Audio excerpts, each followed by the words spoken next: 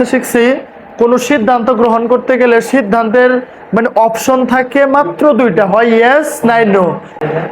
আসসালামু আলাইকুম, স্বাগত সবাইকে আজকে ক্লাসে। আজকে ক্লাসে থাকবে এইচএসসি আইসিটির অধ্যায় 5 অ্যালগরিদম অফ ফ্লোচার্ট।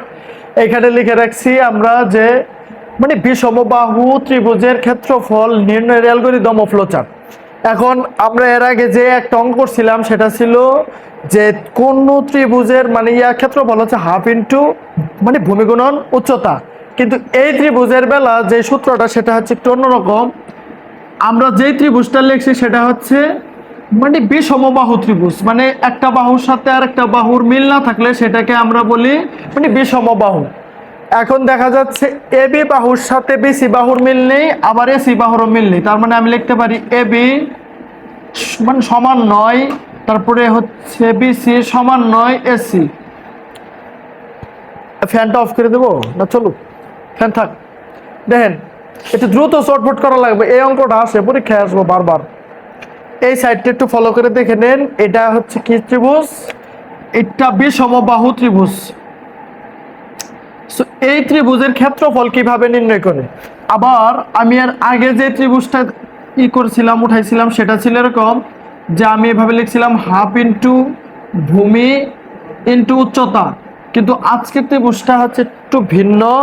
সো এক্ষেত্রে একটু সূত্রটা চেঞ্জ হবে। দেখেন, আচ্ছা এটা উঠানোর দরকার নাই, কিন্তু এটা উঠানোর দরকার নাই, এটা তোলা দরকার নাই। সে হাত এই কাছে আমরা এই পাশে ফ্লো চার্ট করবো, এই পাশে অ্যালগরিদম, এই পাশে ফ্লো চার্ট। আচ্ছা সমস্যা নাই। এখন দেখেন এই দিক দেখেন তো আমি কি লিখছি, এখানে হচ্ছে আমার এই বাহুটা কি লিখছি মানে নট ইকুয়াল।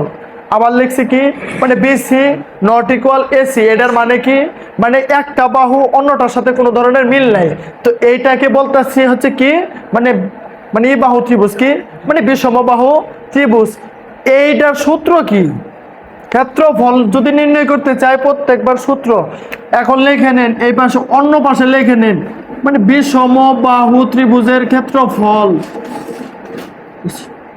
বিষমবাহু ত্রিভুজের মানে যেটা ক্ষেত্রফল সেটা লিখে নেন, এটা লাগবে আমাদের।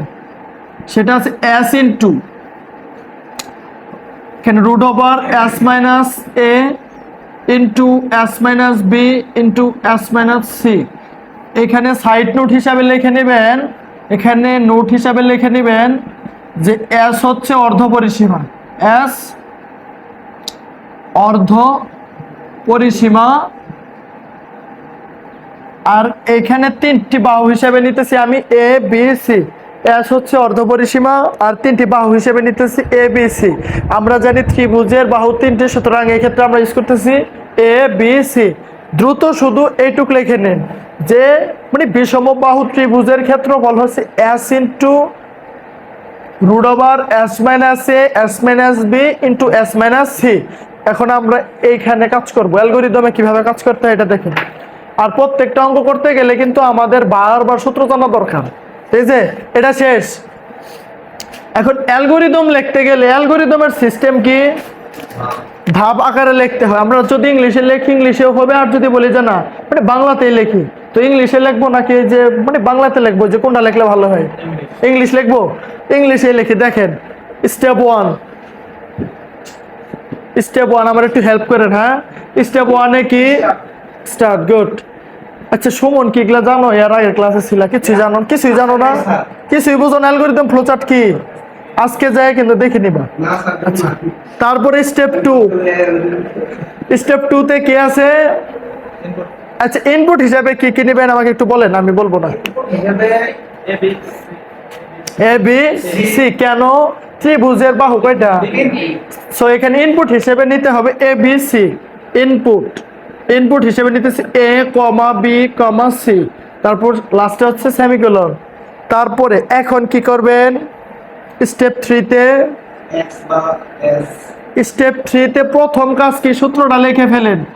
এই সূত্রটা এটা কি ছিল? S into S minus a, এগুলা ব্র্যাকেট ইউজ করলে সবচেয়ে ভালো। S minus b s minus c, s minus c. ঠিক আছে, আমি এই পাশটা সুন্দর করে মিশাই দিলাম, এটা আমাদের দরকার নাই এখন। S minus c. আচ্ছা এটা ত্রিভুজের সূত্র। এখন আমি তো বলছিলাম যে একটা এক্সাম্পলের সাথে এইভাবে যে যা লিখবো সেটা একটা কিছুর মধ্যে স্টোর করতে হবে। আচ্ছা কি দিলে ভালো হয়, এটা সমান কি দিলে ভালো হয়, যেহেতু ক্ষেত্রফল, ক্ষেত্রফলের ইংলিশ হচ্ছে এরিয়া, সো এখানে আমি এরিয়া এই সমস্যা আছে, এরিয়া দেন, এরিয়া সমান s into root over s minus a into s minus b into s minus c। এই তিনটা ধাপ শেষ হইলে তার পরবর্তী ধাপের কাজ কি, এখন আমি শুধু প্রিন্ট করে দেব, আর কোনো কাজ নেই, এটা শুধু প্রিন্ট করে দেন, এটা সেমিকোলন, দেন হচ্ছে স্টেপ 4, এখানে কাজ কি, আমরা কি করব, প্রিন্ট করব, প্রিন্ট এখানে কি লিখবেন বলুন, print area, good, print area, এই পাশে যা ধরবো সেটাই লিখতে হবে। তারপর স্টেপ 5 এ কি, স্টেপ 5 এ সাইদুর কি লিখতে হবে, এন্ড, শেষ। আচ্ছা এই ফ্লো চার্টটাকে আপনারা করতে পারবেন, আমাকে সলভ করে দিতে হবে, আমরা সলভ করতে পারবেন, তাহলে অ্যালগরিদমটা লিখে মানে 1 মিনিটের মধ্যে মানে ফ্লো চার্টটা চটফট সলভ করে ফেলেন তো দেখি। আমি এই পাশটায় ফ্লো চার্ট করবো, সেই পাশটা সুন্দর করে মিশাই দেই, একদম ওই যে ক্লিন করে দেবো পুরটা। এই পাশে আমরা অ্যালগরিদমটার ফ্লো চার্টটা করবো, কিভাবে করতে হয়। আমি আজকে সকালে লাইভ ক্লাস নিচ্ছি, সেখানে আলোচনা করছি যে অ্যালগরিদম ফ্লো চার্ট থেকে ইন্টারমিডিয়েটে কমপক্ষে একটা সিকিউ কোশ্চেন থাকবে, আর সি প্রোগ্রামিং এর আই মিন হচ্ছে সি প্লাস প্লাস থেকে আরেকটা সিচুয়েশন থাকবে। অ্যালগরিদম ফ্লোচার্ট যে বুঝবো সে একটা মানে তোমারই প্রশ্ন সে ইজিলি সলভ করতে পারবে। ফ্লোচার্টটা আমি এই সাইডে করে ফেলি, হ্যাঁ ফ্লোচার্টের প্রথম স্টার্টকে আমরা দেখি একটা মানে মাঝখানে থাকে হচ্ছে ওভাল, তারপরে এটাকে স্টার্ট করতে হয়, তারপরে ইনপুটে থাকে কি সামান্তরিক। আচ্ছা সুমন্ত এগুলা জানো, ইনপুটে কি থাকে সামান্তরিক, এগুলো জানো না, তার মানে একদিনে ক্লাসে ছিল না, আরে সর্বনাশ, তুমি তাহলে অনেকটা মানে ইয়ে পড়ে যাবে, মানে গ্যাপে পড়ে যাবে, বুঝতেছি। ইনপুট হিসাবে এ বি সি, তারপরে তোমার তো সি হাতের সাথে এখনই মিল দেওয়া লাগবে, বুঝতেছি, তাই তো কিছু শিখাই দিব না। তারপরে হচ্ছে এখন এখানে এরিয়া সমান s into s minus a s minus b s minus c। পরবর্তী লাইনে কি আমরা আবার একটা সামান্তরিক আট করে নিব, সেখানে লিখতে হবে কি প্রিন্ট এরিয়া। আশা করি এই বিষয়টা সবারই ক্লিয়ার, তারপর একদম এন্ড। আচ্ছা এই অ্যালগরিদম আর ফ্লোচার্টটা কি খুবই মানে হার্ড, হ্যাঁ কষ্ট হয়েছে কোনটা বুঝতে। আমি যখন ক্ষেত্রফলের সূত্রটা লিখছিলাম সেটা যদি কেউ না জানেন সারা অঙ্ক কেমনে করবেন, কিভাবে করবেন, কোন ম্যাচ করবে না। প্রথম চান্সে আমাদের কাজ হইলো যেটা নির্ণয় করতে বলবে আমার ওইটার সূত্রটা জানা দরকার। এখন আমার একটা মানে কোয়েশ্চেন হইলো, সে হয়তো আমি এখানে যদি এরিয়া না ধরে অন্য কিছু ধরতাম কোনো সমস্যা আছিল, সাপোজ আমি এখানে এরিয়া না ধরে এত ভেজাল না করে সরাসরি যদি এ ধরতাম, আচ্ছা আবার যদি বলে স্যার এখানে স্মল লেটার এ নিয়েছেন আবার ক্যাপিটাল এ নিলেন, মানে উল্টা পাল্টা বাজে, তাহলে সুন্দর করে এক্স নেন। তাহলে এই জায়গায় যদি এক্স নিতাম তাহলে প্রিন্টে কি আইতো এক্স, এই জায়গায় এক্স নিলে তাহলে ফ্লো চার্টে কি আইতো এক্স আইতো, আবার এখন প্রিন্টের পরে কি আসতো এক্সই আসতো। ইভেন এখানে আরেকটা শর্ত আছে, এখানে যদি স্মল লেটারের নেই এইখানে স্মল লেটার, এই ক্যাপিটাল লেটার নিলে এই জায়গায় ক্যাপিটাল, তার মানে যা ধরবো তাই। যারা ক্লাস মিস করছে তারা কিন্তু কিচ্ছু বুঝবেন না, এগুলা খুব জটিল কেস। অ্যালগরিদম ফ্লোচার্ট একটা ক্লাস মিস করলে হবে না। আচ্ছা এর আগে যে আমি ত্রিভুজের মানে ক্ষেত্রফল শিখাইছিলাম সেখানে কি সূত্র ছিল, হাফ ইন্টু ভূমি গুণন উচ্চতা, এটা।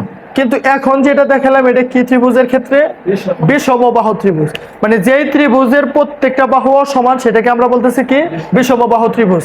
আচ্ছা আশা করি এটা বোঝা গেছে, হ্যাঁ। আচ্ছা এখন আমি গত পর্বে শিখাইতে চাইছিলাম যে তিনটি বৃহত্তম সংখ্যার মধ্যে একটা বৃহত্তম সংখ্যা ই করতে হবে, সলভ করতে। এই অঙ্কটা খুব কঠিন, একটু জটিল, একটু লেখেন সবাই। মানে তিনটি সংখ্যার মানে বৃহত্তম সংখ্যা নির্ণয় কিভাবে করব, বৃহত্তম সংখ্যা মানে নির্ণয়ের অ্যালগরিদম ও ফ্লোচার্ট, ঠিক আছে, অ্যালগরিদম এবং ফ্লোচার্ট। এটা একটু কঠিন আছে, আমি আজকে আপাতত ফ্লোচার্টটা দেখাবো, অ্যালগরিদমটা আজকে দেখানোর মতো সময় হবে না, শুধু ফ্লোচার্টটা দেখাবো, একটু জটিল কেস। একটু জটিল আছে এটা, হ্যাঁ। আচ্ছা, বৃহত্তম সংখ্যা, থ্যাংক ইউ আগের থেকেই করে রাখার জন্য, বাইর করে রাখার জন্য। দেখেন আমি ফ্লো চার্টটা এই পাশে করে নিতেছি। গত ক্লাসে একটু শিখাইছিলাম যে কোনো সংখ্যা ছোট কিনা বড় সেটা বুঝতে গেলে অবশ্যই বুঝতে হবে যে এখানে লেস দেন গ্রেটার দেনের একটা বিষয় আছে। দ্রুত চটপট লিখে নেন। লেখার পরবর্তী ধাপে কাজ হচ্ছে আমাদের যে এটা ফ্লো চার্ট। পেন্স কি নড়তেছে বললে কিন্তু প্রাইভেট হবে। আচ্ছা দেখেন এটা শেষ। ফ্লো চার্টের মধ্যে প্রথম ধাপে কি স্টার্ট। আচ্ছা এটা লিখে নিলাম। তারপরে কি ইনপুট। আচ্ছা ইনপুট হিসেবে কি নেওয়া যায়? এবিসি নেই, সমস্যা নেই। এ বি সি সংখ্যা কয়টা? সো ইনপুট হিসেবে রাখছি কয়টা? এবিসি, মানে 1 2 3টাই নিচ্ছি। আচ্ছা পরবর্তী ধাপের কাজ কি? যেহেতু কি সংখ্যা, তার মানে এখানে আমরা ইউজ করব কি গ্রেটার দেন, মানে এ গ্রেটার দেন বি, এইভাবে ইউজ করব। এ গ্রেটার দেন বি, এখানে বিটা লিখতে ভুলে গেছে এই বইতে, ঠিক আছে? তো এইখানে সিদ্ধান্ত গ্রহণের জন্য এই চিত্রটা, এই চিত্রটা আট করে নেন।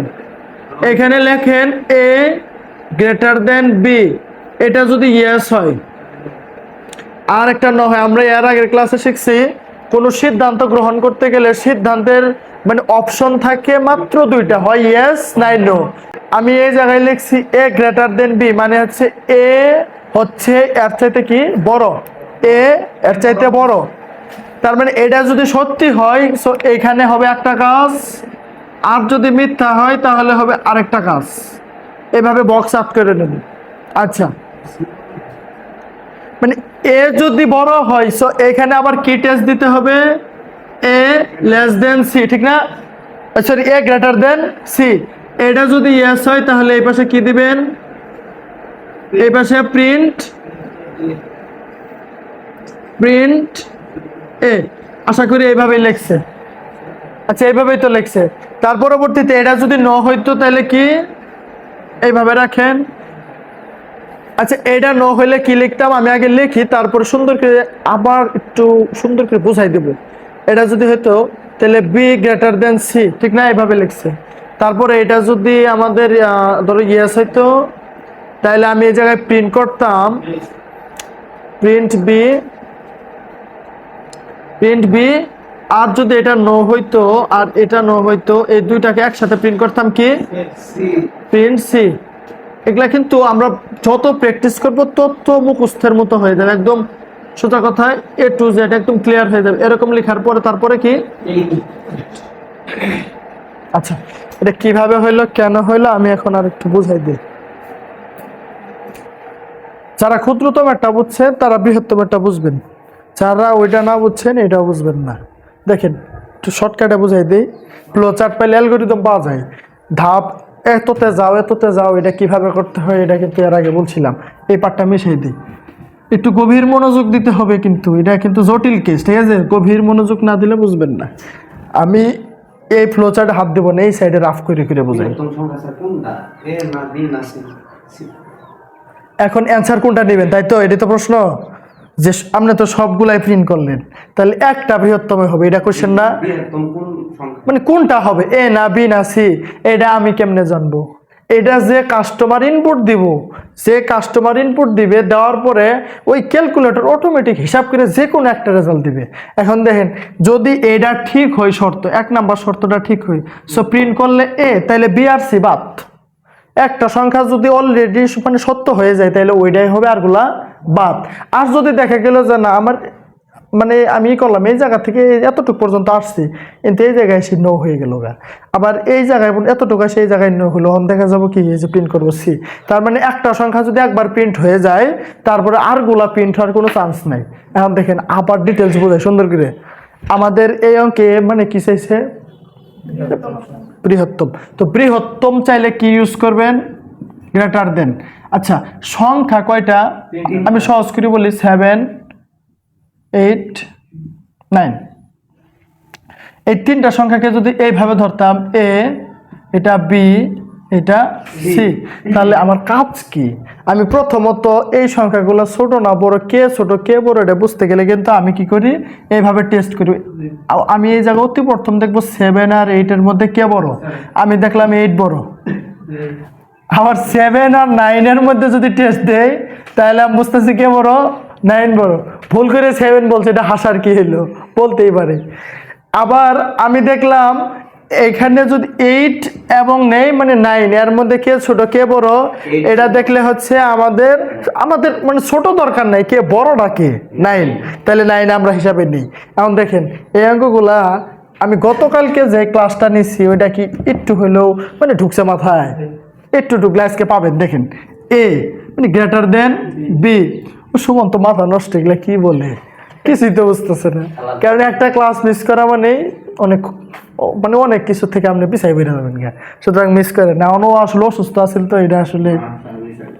আচ্ছা এ গ্রেটার দেন বি, এটা যদি সত্যি হয় কি হয়, সত্যি হয়, তাহলে এখন আমি অলরেডি এ পাইলাম কি মানে বড়। এখন আবার টেস্ট করতে হবে এ কি এই সেট থেকে বড়, এটাও যদি ইয়েস পাই সো আমি প্রিন্ট করব কি পে। আমি এই দেখেন তো ঠিক আছে কিনা, এ গ্রেটার দেন বি ইয়েস পাইছি, আবার এ গ্রেটার দেন সি এটাও ইয়েস পাইছি, আমি প্রিন্ট করছি কি এ। আচ্ছা এই পর্ব শেষ। এখন এই বামে জানতো এ গ্রেটার দেন বি যদি নো হয়, নো মানে কি, আমি বললাম এ বি এর চাইতে মানে বড়, কিন্তু এটা শর্ত, আমার এটা কি শর্ত, কিন্তু দেখা গেলে এই কথাটা কি বলছি আমি মানে মিথ্যা বলছি। তার মানে এ বি এর চাইতে যদি বড় না হয় তাহলে কি ছোট না, তার মানে বিষয়টা কি দাঁড়ায় এ লেস দেন বি, তাহলে বড় কেটা হইলো, তার মানে বি বড় হয়েছে না। এখন বি বড় হইলে আবার টেস্ট করার দরকার বি কি এই সি এর চাইতে বড়, এখন আবার টেস্ট করব, যার জন্য আমি লিখছি কি বি গ্রেটার দেন সি, এটা কি বড়। আমি এই জায়গায় কিন্তু যখন নো হয়েছে তখন কিন্তু বিষয়টা এরকম পাইছি বি গ্রেটার দেন এ, তাহলে এই জায়গায় আবার টেস্ট দিলাম যে বি গ্রেটার দেন সি, এটা কি সত্যি, হ্যাঁ এটা যদি আমাদের কি হয় সত্যি হয় অর্থাৎ কি ইয়েস হয়, তাহলে আমি প্রিন্ট করব কি বি। তার মানে একটা সংখ্যা মানে আসলে ওইটা হিসাবে আনতে গেলে আমি টেস্ট দিতেছি সর্বোচ্চ 2 বার। এই জায়গায় দেখেন একবার ইয়েস পাইছি আবার ইয়েস পাইছি, তখনই কিন্তু ইউজ করছি কি প্রিন্ট, আমরা ই করছি। আবার এই জায়গায় দেখছি একবার পাইছি আবার টেস্ট করে এটাও সত্যি পাইছি, ওই জন্য ইউজ করলাম কি প্রিন্ট বি। এখন যদি এই জায়গায় ন হয়, এটা ন হয় এটা ন হয়, দুই ডাইরেক্টাই এক জায়গায় ই করে এখানে, এখন আমিও এখানে ই করে নিচ্ছি অলরেডি ইউজ করছি এ, এই জায়গায় বি, তো বাকি কাটা আছে সি আছে না, সুন্দর করে লিখে দেবেন প্রিন্ট সি। 3 ডারে এক জায়গায় করে এই যেটা করছি না, এটার নাম কি, এটা সংযোগকারী কি, এটা যদি না লেখা থাকেন সুন্দর করে লিখে নেন। ওই যে ফার্স্ট পেজে যেদিনকে প্রথম লিখে দিয়েছিলাম মানে লিখে দিয়েছিলাম অ্যালগরিদম ফ্লোচার্টের ওই পেজে একটু দ্রুত এইভাবে লিখে নেবেন, একটা এইভাবে দিবেন এরো চিহ্ন, একটা এইভাবে একটা এইভাবে।